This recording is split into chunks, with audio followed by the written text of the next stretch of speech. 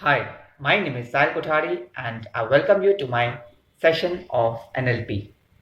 And today I'm going to discuss on decision making. My dear friends, we make decisions at all times in our lives. Even now when you are watching this video, you have made a decision that yes, I want to watch this video. Now the decisions we make can either be a right one or a wrong one. And in my session today, I'm here to guide on how you can make right decisions in your life and make it a successful and a happy one for you. So, my dear friends, as per NLP, we make decisions based on two things. One is logic and one is emotions. So, to be in short, we make decisions at logical level and another at emotional level. Now, what do you mean by logical level? Logical level means when we use our logic, we use our mind and make a decision. In this, we think of our present, about the future consequences of the decision, and we then cautiously make a decision. But another form of making a decision is emotional level. What do you mean by emotional level? This means when we don't use any logic, we just use emotions and make decisions. So this decision can be of choosing your life partner. Maybe you have an attraction or love for someone and you just decide to marry that person out of emotions, no logic. Okay, or maybe you have seen an advertisement and you got impressed, attracted, your mind got attracted by the scheme and you just out of emotions invested there. So these are some decisions made out of emotions. In this world, hardly there is anyone who will make decisions based on logic. It is said that 85% people make decisions based on emotions. So by hearing this, now you will think that if you're making decisions based on emotion, then it's wrong, and you should make decisions based on only logic. No, my dear friends, this is also not true. See, I will give you an example. When someone is a student, then he makes a career choice. Okay, he that time thinks that I want to go into this career. So that time he uses his logic that yes, he will do all the research, he will find everything, and then he will say that yes, I want to do this. Why? Because this career will give me security, it will give me money. But assume if that child's or if that student's passions, that emotions is not associated with that career, then do you think will he be successful?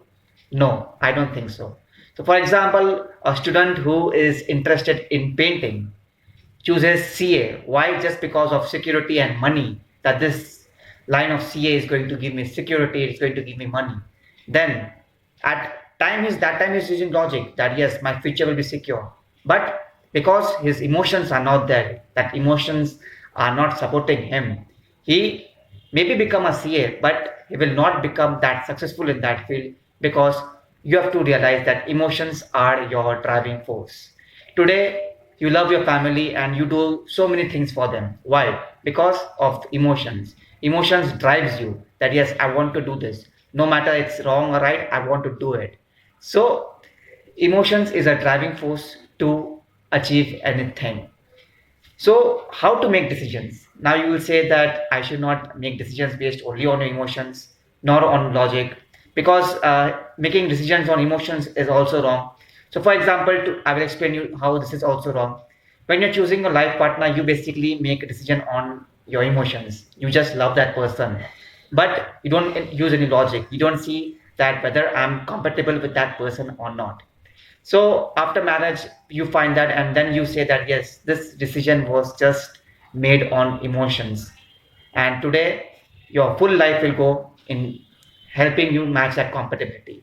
So here, what you should do that if you are choosing a life partner, maybe you should talk with them and try to know your compatibility of what you want from your life and whether that person also wants the same thing. So if only decision is made on emotions, then also it's wrong.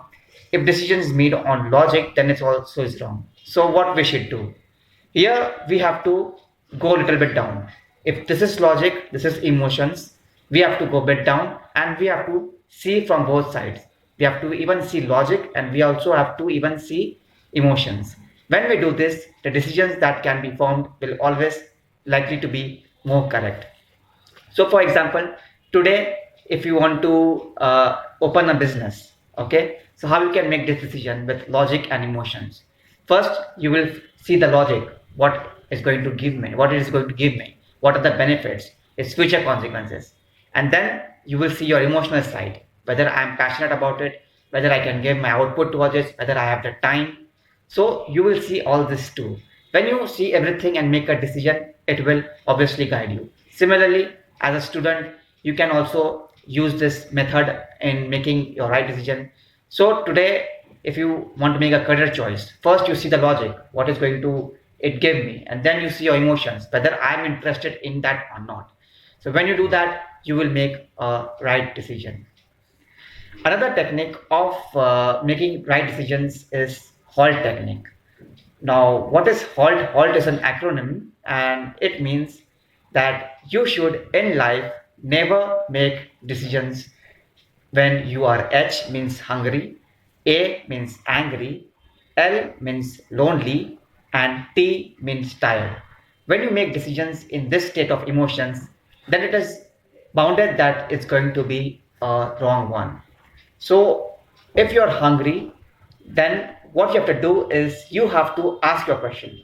Ask yourself a question, am I hungry? And then you have to see the emotional need of it. Okay. And are you hungry for comfort, for understanding, for affection? What type of hunger do you want? Like it just hunger just doesn't mean food. Basically, if you're hungry, then what type of hungry you are? You have to first identify that first and then ask yourself what I can do to release this hunger. Next is angry. Again, ask yourself, am I angry? And if the answer is yes, then you have to ask yourself, what are you really angry about? Who are you angry with? Whether it's a person, whether it's a situation, or you just with yourself. The danger of anger is that it can send you into reaction mode instead of how you can respond by dealing with your anger in a constructive way. So, if you ever feel that you are angry, then you it's better that you ask yourself that what I can do to construct this anger in a more constructive way. The next is L. L means lonely. Now, are you feeling lonely? Are you feeling isolated? Are you feeling nurtured in your relationship? Not feeling nurtured in this relationship? So here you have to ask this yourself these questions, and if the answer is coming yes, then you have to reach out and connect to people. Okay, to people with whom you can get company, with whom you can get support. This is the only way to drive out loneliness.